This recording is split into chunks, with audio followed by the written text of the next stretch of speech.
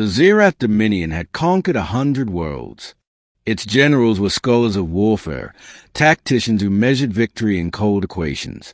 To them, war was predictable, ruled by logic, discipline, and strict codes.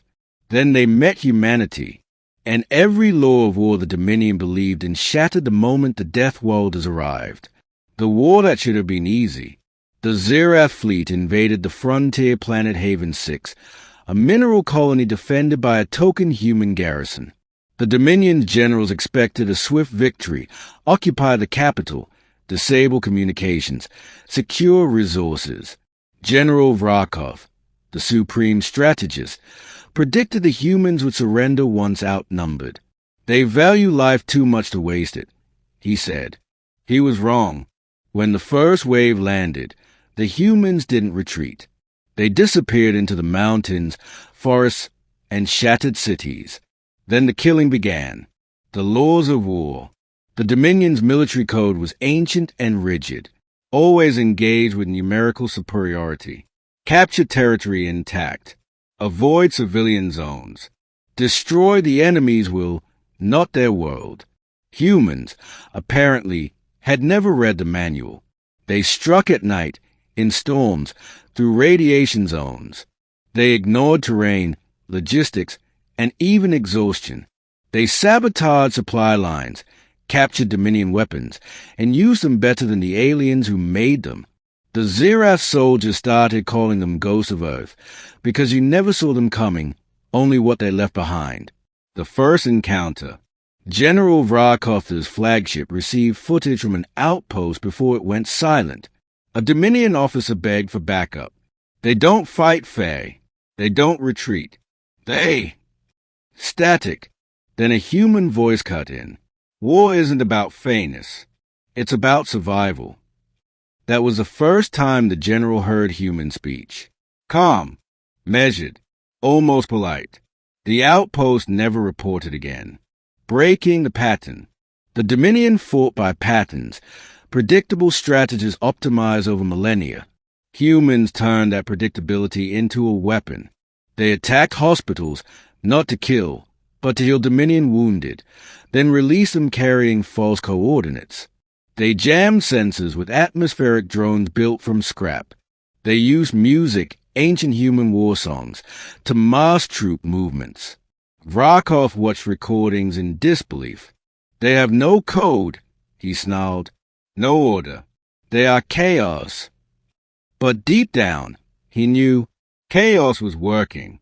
The trap on Ridge 73. When Dominion forces cornered a small human unit on Ridge 73, they expected an easy victory. Human Commander Elena Cross radioed her troops. They think we're trapped. Let's prove them right. When the Dominion advanced, the humans detonated the ridge itself, collapsing the mountainside.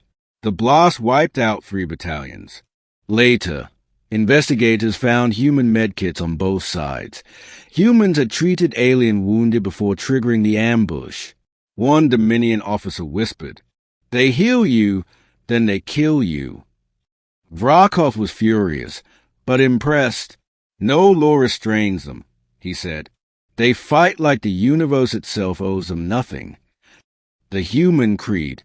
Captured humans revealed no uniform doctrine.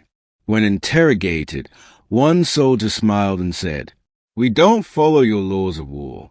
We follow one rule, no one left behind." The general laughed. "And yet you abandon your dead." The soldier's eyes hardened. "We don't abandon them. We avenge them." Hours later, the prison holding him exploded from within. The turning point. As weeks turned to months, Dominion morale collapsed. Every planet's terrain favored the humans, because humans made it favor them. Rain, snow, gravity fluctuations. Earthborn soldiers adapted faster than any bioengineered species.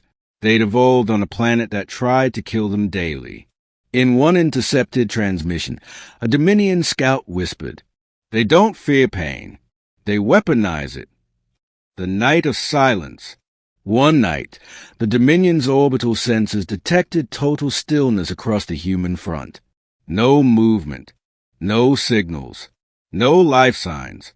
Then the humans struck from below, burrowing up through abandoned tunnels, wearing captured Zirath armor. Entire command posts vanished in the dark. When the sun rose, Dominion banners were replaced by human field med tents treating friend and foe alike. General Vrakov watched the aftermath in silence. "They disobey every principle," he said softly, "and yet they win." The conversation. Desperate for understanding, Vrakov ordered a captured human officer brought before him. "Vrakov, why do you fight without rules?" "Officer, because rules are for those who expect to survive." "Vrakov, you Dishna war." "Officer, war is already Dishna. We just try to end it faster." The general stared at the human's steady eyes. No hatred, no fear, only purpose. "Vrakov, your tactics are madness." "Officer, madness?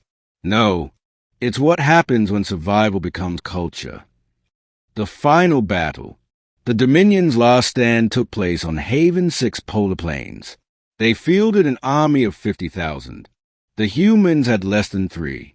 The general expected a frontal assault. Instead, the humans vanished into the storm. Thermal scans failed.